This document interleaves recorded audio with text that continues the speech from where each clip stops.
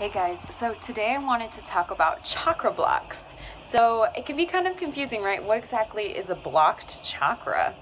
Sometimes people ask me if it's like a faucet that I can turn my chakra on and off, or if it's blocked, does that mean like nothing's coming through it?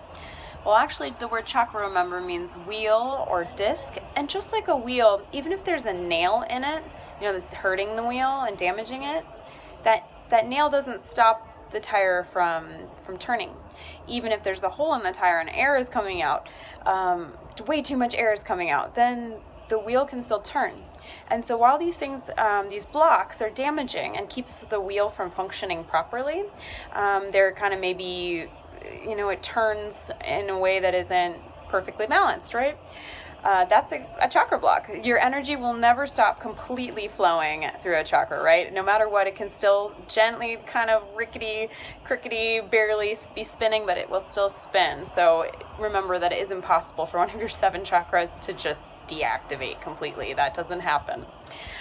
So in regards to what exactly is a chakra block? Well, a chakra block can be so many different things.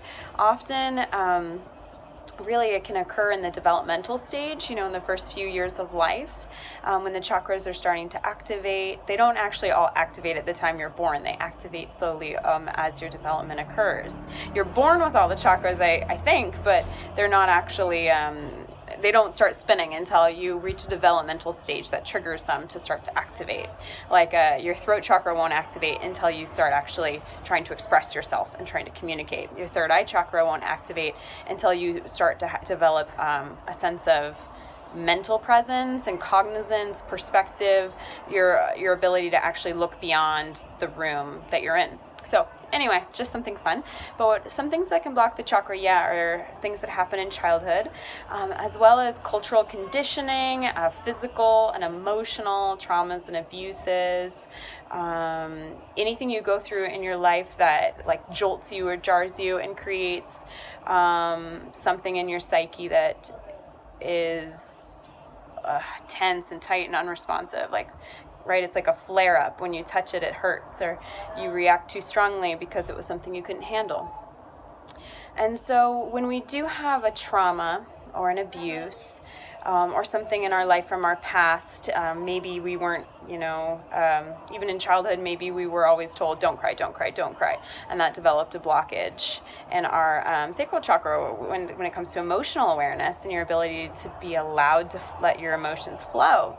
So if any of these things happened, trauma, abuse, or something from our developmental stage, we create a defense system to kind of protect ourselves.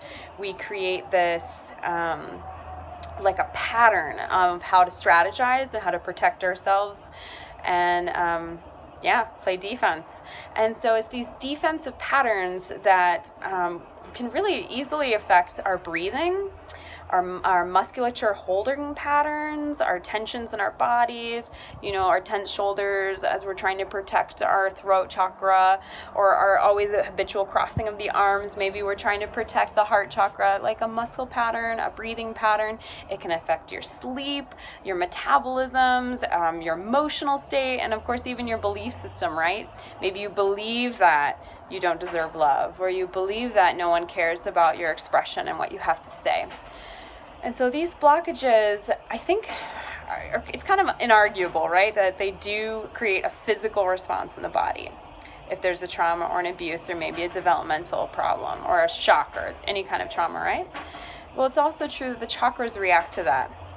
Since each, they exist in our body as energy centers, they're very greatly impacted when there's a trauma, abuse, or any developmental strategy. They get like almost, nails in them or holes in them that would create that to not flow right. So a blockage is anything that creates a problem for the flow of energy. Because if all the chakras are functioning perfectly, then our energy would just be going up and down in this beautiful fluid movement. But if there's kind of a block, like a knot, it doesn't quite flow. Just like when you have a knot in your shoulder, right? And you just want it out because it is causing you pain and problems, and the energy's not flowing, your blood's a little restricted, not as much oxygen oxygen can get to that part of the body. It's the same with chakra. It just means that not the same amount of energy can flow through that energy center, which also, of course, right, creates these excesses and deficiencies. And I think that it's very common. I mean, you shouldn't be afraid of having a chakra block. It's very human. But I think that it's kind of sad when we don't address them, when we aren't present with them, we don't think about them. Like, ignorance can actually cause a chakra block in and of itself. Because if you're avoiding something and you're not paying attention to something, like maybe you don't want to express yourself, and you have this tiny quiet voice, and you're really afraid to speak your mind, and you never try to improve that. You never try to develop strategies or take in practices that can maybe help you strengthen that part of yourself.